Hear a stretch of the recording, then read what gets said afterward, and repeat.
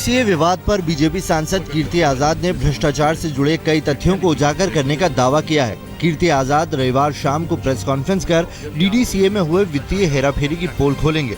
BJP के महासचिव रामलाल के समझाने के बाद भी कीर्ति आजाद नहीं माने।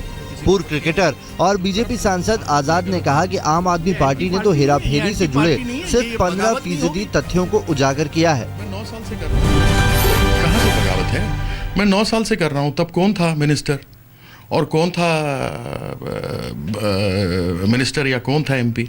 उस समय तो कोई बात नहीं थी। तो डीडीसीए का मामला है और एक बार नहीं हजारों बार कहा गया। मैं सारे जो भी आप आम आदमी का बता रहे हो उनके पास तो कुछ भी नहीं है। मैं क्या 15-20% होगा टोटल जितना मेरे पास है। आज तक से खास बातचीत में कीर्ति आजाद ने ये भी कहा कि उनकी लड़ाई किसी पार्टी या व्यक्ति से नहीं है। साथ ही उन्होंने ये भी कहा कि उन्हें पार्टी से निलंबित किए जाने का डर भी नहीं है। बीजेपी सांसद कीर्ति आजाद ने कहा कि वो कुछ भी गलत नहीं कर रहे हैं। डीडीसीए में भ्रष्टाचार का मुद्दा वो पिछले 8 साल से उठा रहे हैं। डीडीसीए में भ्रष्टाचार के आरोप पर गुरुवार को भी आम आदमी पार्टी और बीजेपी आमने सामने दिखी। आम आदमी पार्टी ने सबूतों के साथ प्रेस कॉन्फ्रेंस की। आम आदमी पार्टी के नेताओं ने अरुण जेटली के अध्यक्ष रहते स्टेडियम निर्माण में 90 करोड़ के घोटाले की बात कही। प्रेस कॉन्फ्रेंस में आम आदमी पार्टी के प्रवक्ता ने कहा कि 5 कंपनियों को फायदा पहुंचाने के लिए ये पूरा नेटवर्क बनाया गया। एक ही जगह पर 5 कंपनियों के दफ्तर हैं। आपने अपनी प्रेस कॉन्फ्रेंस में कहा कि अरुण जेटली के खिलाफ सबूतों को हासिल करने के लिए सीएम के दफ्तर पर छापे मारे गए। पूरे मामले में आम आदमी पार्टी ने वित्त मंत्री का इस्तीफा मांगा और तमाम गड़बड़ियों पर कार्रवाई की मांग की। जेटली जिसे सार्वजनिक तौर पर कहते हैं कि वे अपना इस्तीफा दें और इसकी निष्पक्ष जांच हो तमाम भ्रष्टाचार। वित्त मंत्री अरुण जेटली पर आम आदमी पार्टी के हमले के बचाव में बीजेपी ने कहा कि जेटली पर लगे आरोप बेबुनियाद हैं। आम आदमी पार्टी का सर्टिफिकेट नहीं चाहिए। बीजेपी की तरफ से वेंकैया नायडू और स्मृति ईरानी बचाव में उतरे। वहीं डीडीसीए में भ्रष्टाचार के मुद्दे पर अरुण जेटली ने खुद जवाब दिया। जेटली ने कहा कि अभिव्यक्ति की आजादी का मतलब झूठ बोलना नहीं है। वित्त मंत्री ने कहा कि डीडीसीए में अनियमितता हुई है लेकिन घोटाला नहीं हुआ। रिपोर्ट में स्पष्ट लिखा है कि कुछ टेक्निकल वायलेशंस है प्रोसीजर्स की, कि कोई नोटिस ठीक नहीं था या कोई फाइल ठीक नहीं थी।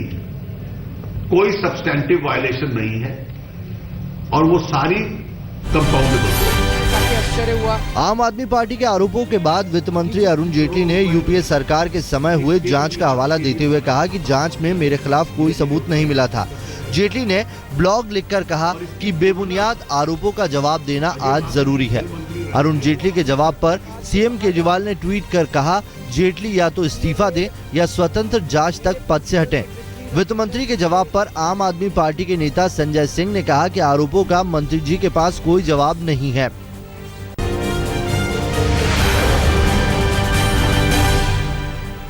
आज से कच्छ में डीजीपी कॉन्फ्रेंस की शुरुआत है। इस कॉन्फ्रेंस में प्रधानमंत्री मोदी के साथ ही गृह मंत्री राजनाथ सिंह, रक्षा मंत्री मनोहर पर्रिकर और एनएसए चीफ भाग लेंगे। सुरक्षा के लिहाज से कच्छ को पूरी तरह से किले में तब्दील कर दिया गया है और इस कॉन्फ्रेंस में सभी राज्यों के डीजीपी के साथ ही आईबी और रॉ के चीफ भी होंगे। कच्छ के धोडो गांव में डीजीपी कॉन्फ्रेंस हो रही है। डीजीपी कॉन्फ्रेंस 20 दिसंबर तक चलेगी।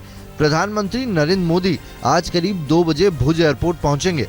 पीएम डीजीपी कॉन्फ्रेंस में योग के सत्र का नेतृत्व कर सकते हैं। गुरुवार को प्रधानमंत्री ने अपने आवास पर सभी मंत्रियों के साथ बैठक की। पीएम ने मंत्रियों को कहा कि वो संसद नहीं चलने के बाद भी अपने काम पर ध्यान दें। पीएम ने मंत्रियों के कार्यकर्ताओं से जुड़े रहने की भी नसीहत दी। साथ ही सोशल मीडिया के इस्तेमाल की भी हिदायत दी। नेशनल हेराल्ड मामले में कांग्रेस ने अपनी रणनीति में बदलाव किया है। सूत्रों के मुताबिक सोनिया और राहुल बिना किसी तामझाम के अब कोर्ट में पेश होंगे। कांग्रेस पार्टी ने अपने मुख्यमंत्रियों को भी दिल्ली आने से रोक दिया है। 19 दिसंबर को सोनिया और राहुल गांधी की कोर्ट में पेशी है। नेशनल हेराल्ड मामले में सोनिया और राहुल गांधी की पेशी पर कांग्रेस नेता गुलाम नबी आजाद ने कहा कि न्यायपालिका में हमें भरोसा है और हम इसी कानूनी तौर पर लड़ेंगे। ये तो जब उस वक्त समय में होगा, उस वक्त ऑन स्पॉट जो हमारे वकील लोग देखते हैं वो जो एडवाइस करेंगे उसके अनुसार चलेंगे। लेकिन जहां तक कांग्रेस के लीडरों का सवाल है वो बड़े लीडर हूं, सरकार में हूं, गैर सरकार में हूं, ऑफिस बेयरर्स हूं, किसी पद पे भी हूं, किसी को भी दिल्ली आने की जरूरत नहीं है, बल्कि हम उनसे रिक्वेस्ट यही करेंगे कि कोई दिल्ली नहीं आए। गुरुवार को अरुणाचल प्रदेश में संवैधानिक संकट गहरा गया। गुवाहाटी हाईकोर्ट ने राज्यपाल के सत्र पहले बुलाने के फैसले पर रोक लगा दी। गुरुवार को बीजेपी की मदद से कांग्रेस के बागी विधायकों ने नया सीएम चुना। वहीं अरुणाचल प्रदेश के मुख्यमंत्री नंबम टुकी ने पीएम और राष्ट्रपति को पूरे मामले में हस्तक्षेप करने के लिए पत्र लिखा।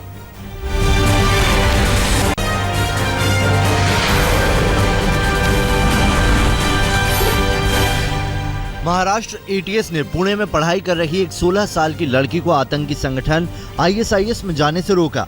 लड़की पिछले 4 महीने से आईएसआईएस में जाने की योजना बना रही थी। फेसबुक, टेलीग्राम और ट्विटर के जरिए लड़की श्रीलंका के एक व्यक्ति के संपर्क में आई और फिर आईएसआईएस के दूसरे विदेशी नागरिकों से उसकी बातचीत होने लगी।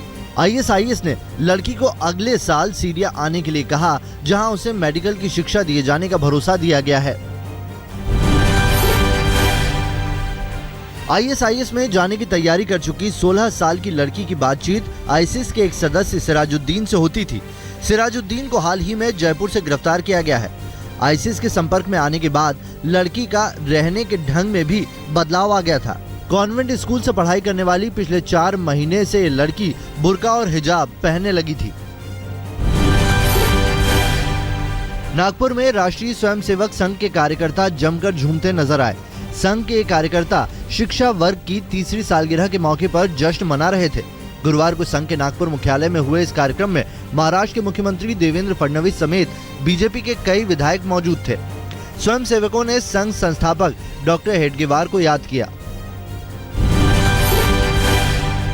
चंडीगढ़ से सटे मोहाली के आईटीएफटी में छात्रों के 2 गुटों में मारपीट का वीडियो सामने आया है। इस वीडियो में सिक्किम के छात्रों को हिमाचल प्रदेश के छात्रों द्वारा मार पिटाई करते देखा जा रहा है। पुलिस के मुताबिक सिक्किम के 5 छात्रों की पिटाई की गई है, जिनका इलाज हॉस्पिटल में चला था। वीडियो पिछले महीने का है, जब ये छात्र एक बस से जा रहे थे तभी इन पर हमला हुआ था। क्रिसमस और नया साल आने के मौके पर बेंगलोर में केक फेस्टिवल का आयोजन किया गया। इस फेस्टिवल में एक से बढ़कर एक केक शामिल किए गए। केक को क्रिसमस और उससे जुड़े थीम पर बनाया गया था। जोधपुर में निगम अधिकारी और बीजेपी नेताओं के बीच गुरुवार को झड़प हुई। इस झड़प में जोधपुर निगम आयुक्त हरि सिंह को बीजेपी नेता और श्रीराम इंटरनेशनल के मालिक ने थप्पड़ मार दिया। जोधपुर नगर निगम टैक्स वसूल करने के लिए श्रीराम होटल पहुंची थी। श्रीराम इंटरनेशनल होटल पर लीज का 70 लाख रुपए बकाया है, लेकिन होटल पहुंचने पर निगम के अधिकारियों को सत्ता पक्ष के नेताओं का विरोध झेलना पड़ा।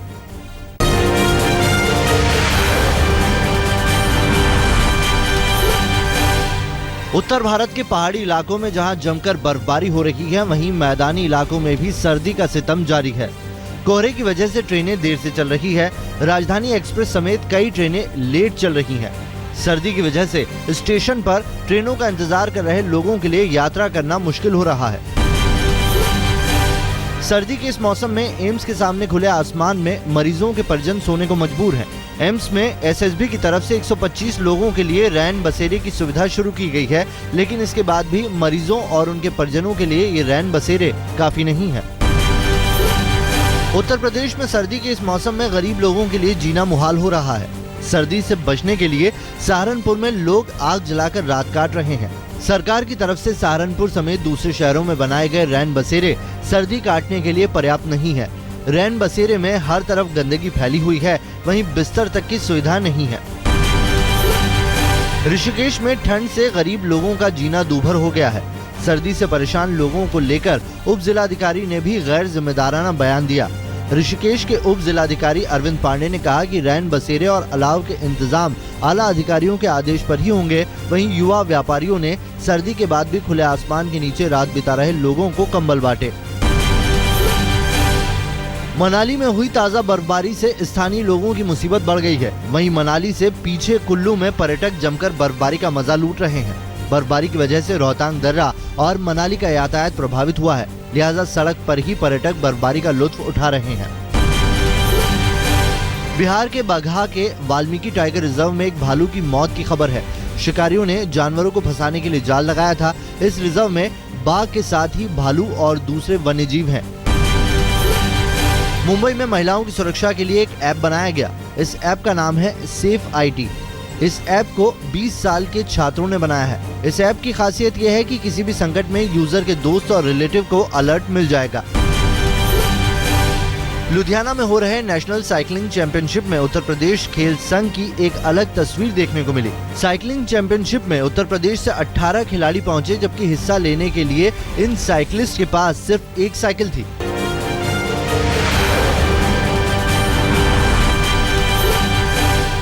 RK पुरम में 16 साल के एक लड़के पर 6 साल की बच्ची से रेप का मामला दर्ज किया गया है। लड़के पर आरोप है कि 6 साल की बच्ची को वो अपने कमरे में लेकर गया था, जहां से वो रोते हुए बाहर निकली। शक के आधार पर मासूम के माता पिता ने आरोपी के खिलाफ मामला दर्ज करवाया।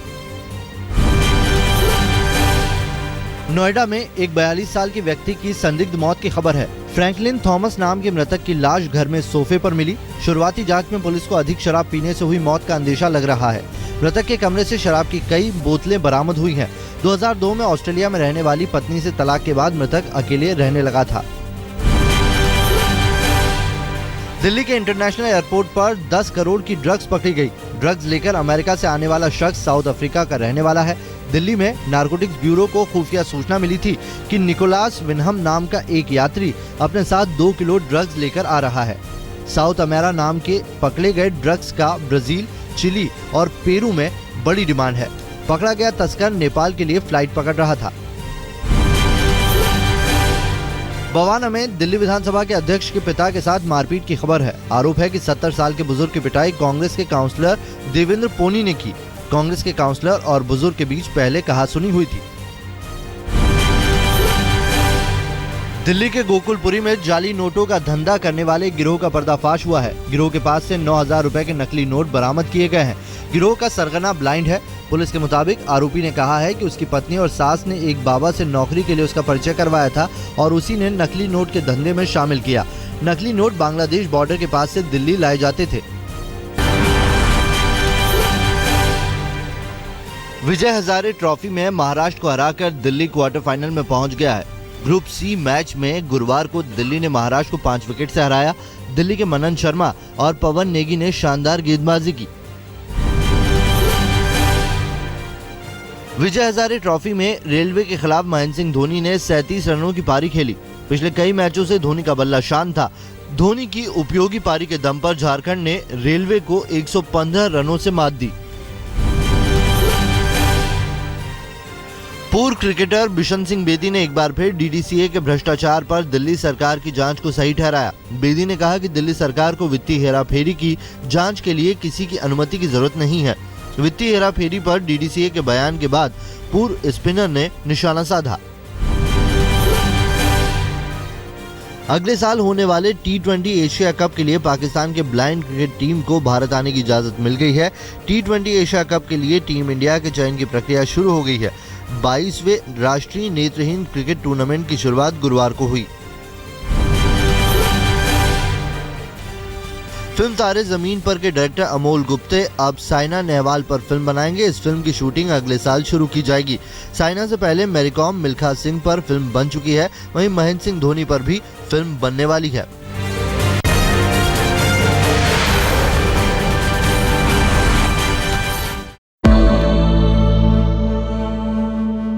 महज 1 सेकंड से भी कम समय में मौत ने उसे अपनी तरफ खींच लिया। एक इंसान के इतने टुकड़े हो गए कि पूरी लाश भी बरामद न हो सकी। मुंबई एयरपोर्ट पर एयर इंडिया का विमान उड़ान भरने की तैयारी कर रहा था, लेकिन उससे पहले So guys, do you know why he's Kukkada Kamalda? Because he's a Delhi boy.